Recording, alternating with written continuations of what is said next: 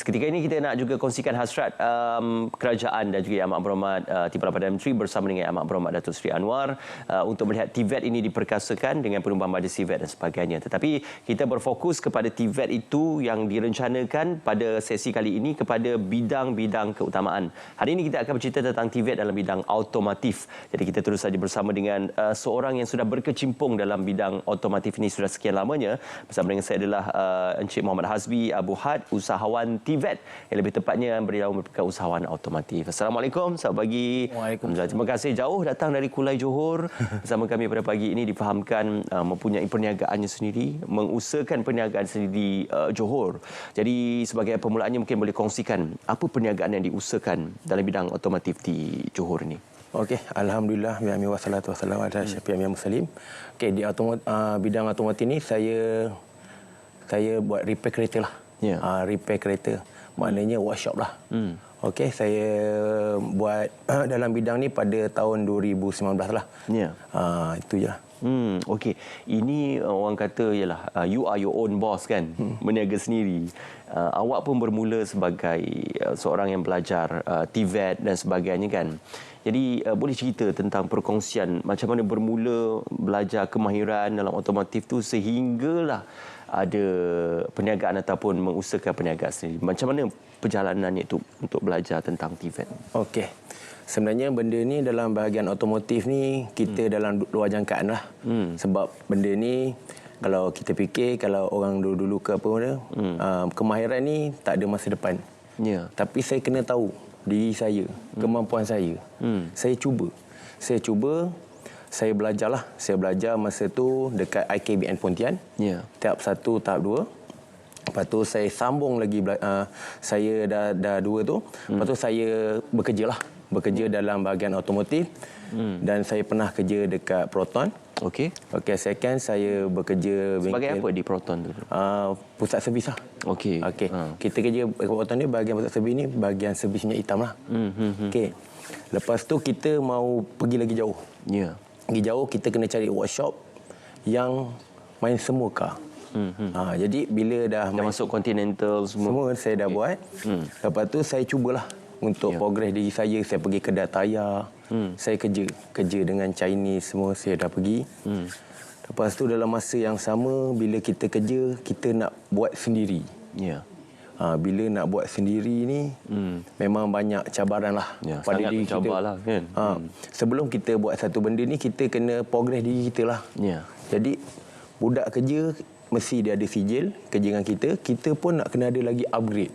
Jadi saya belajar daripada tahap 3, tahap 4 SKM sampai tahap 5 lah, dalam bahagian ni automotif lah, management.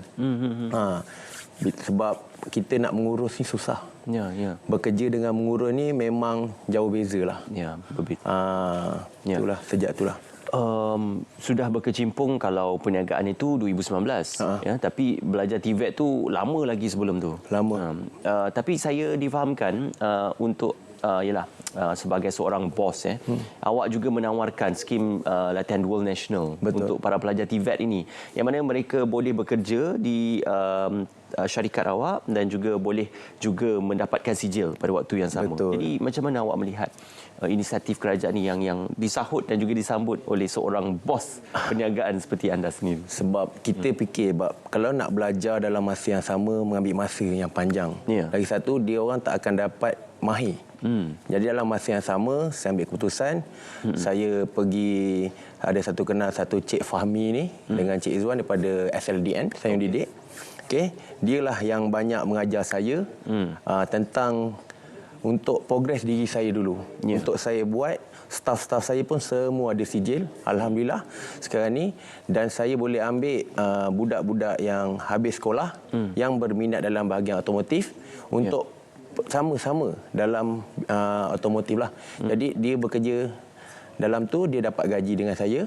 Lepas tu dia dapat allowance dengan kerajaan dan dia dapat sijil. Dalam masa sama dia bekerja dan dia belajar, dia akan dapat mahir. Buat hari-hari benda yang sama.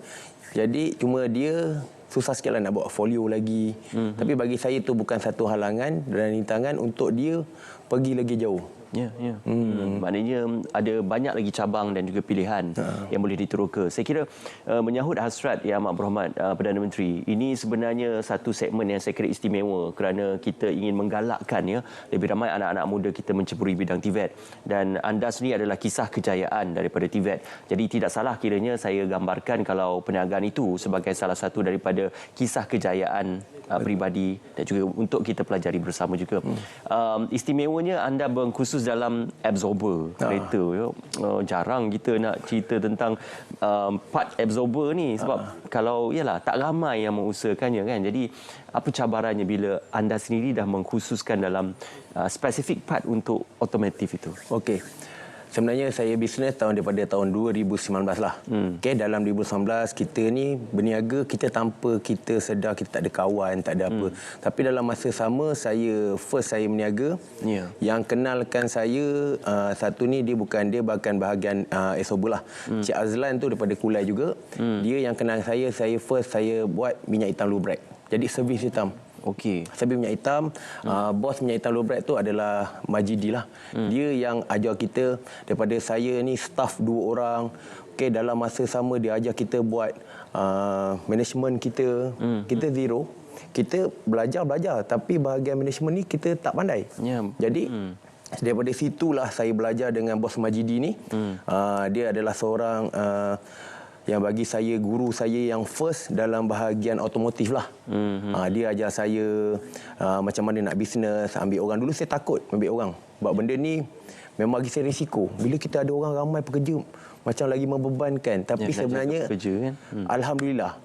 Okay? Lepas tu tahun 2021. Dah berapa ramai dah pekerja di bawah anda? Saya sekarang dah ada dalam 19-20 orang. Wow. Staff saya. Itu dikira sebagai kompetitif untuk perniagaan. Dalam masa sama, lepas tu kita COVID. COVID tu lagi kita pening lah. Apa saya nak buat ni? Jadinya kita guide buat video. Lepas tu saya stabil, customer saya banyak. Kedai saya first kecil, MH Panjang Auto Service. Bengkel saya yang first. Lepas tu bila dah itu tahun bila tu? Tahun 2021. Okey. Waktu COVID juga. Waktu COVID itu, bila bengkel saya dah penuh, lepas tu saya dah fikir saya nak kena keluar. Saya nak cari satu tempat yang luas.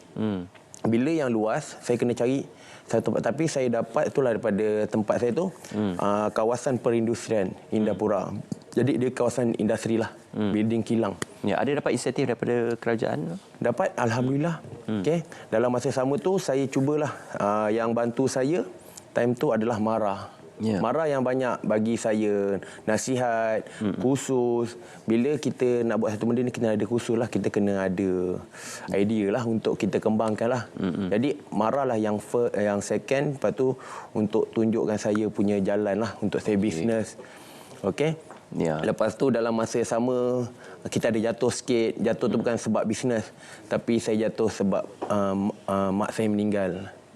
Masa mak saya meninggal tu saya memang agak down sikit. Tapi alhamdulillah saya ada family lagi. Saya ada isteri saya, anak-anak saya, sahabat-sahabat saya yang sokong saya. Saya bersyukurlah. Okay? Lepas tu dalam masa yang sama juga saya tak ada sistem. Bisnes ni kita nak kena ada sistem lah. Maknanya sistem ni first untuk dalam bisnes. Jadi saya pakai sistem iWashshop. Saya ada satu kenal Cikgu D. Cikgu ni lah tunjukkan saya untuk cara kita bisnes dalam sistem. Okey. Kalau tak ada sistem memang susah. Supaya yalah cara tradisional tu mungkin dah tak boleh applicable lagi tak sekarang boleh. Kan. Okey, tuan, mungkin nasihatnya kepada anak-anak muda yang nak menceburi bidang otomotif. Sebab ada ramai yang berminat tapi dia tak ada orang kata proper channel dan proper academic channel. Bagi saya bidang otomotif ni memang semua orang, semua golongan kena tahu, kena cuba sebab semua sekali guna kereta. Kalau tak nak tertipu, kena belajarlah sikit-sikit. Jadi pada remaja-remaja yang dekat luar sana yang berminat nak belajar bahagian otomotif, bolehlah berhubung dengan saya. Boleh ke? Boleh. Okey. Kita akan tunjuk dekat mana tempat yang kita akan belajarlah.